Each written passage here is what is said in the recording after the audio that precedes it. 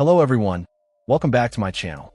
Today we're diving into the SXTAIGOOD X550-T2, a dual-port 10 gigabit Ethernet server adapter.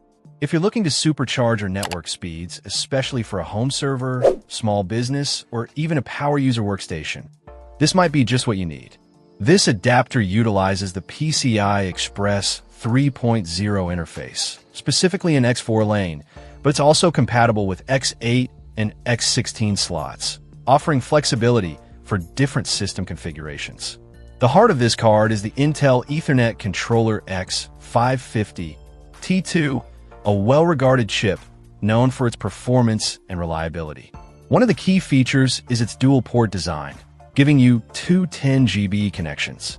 This can be used for link aggregation, providing even faster speeds or redundancy in case one connection fails.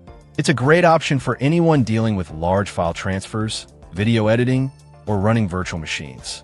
The X550-T2 also supports advanced features like VXLAN and NVGRE, which are important for network virtualization. VMDQ, or Virtual Machine Device Queue, helps improve performance in virtualized environments by offloading some of the network processing to the adapter. FPP, or Flexible Port Partitioning, allows you to create up to 64 virtual functions, VFs, per port using PCIe SRIOV, further enhancing virtualization capabilities. Compatibility is broad, with support for a wide range of operating systems, including various versions of Windows Server, Windows desktop operating systems from Windows 7 through Windows 10, and even older systems like DOS. Linux, FreeBSD, Novell, and Unixware OpenUnix 8 are also supported, making it a versatile choice for different environments.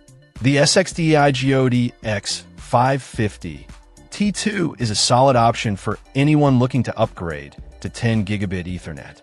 The Intel controller, dual port design, and support for advanced features make it a worthwhile investment for improving network performance in a variety of applications.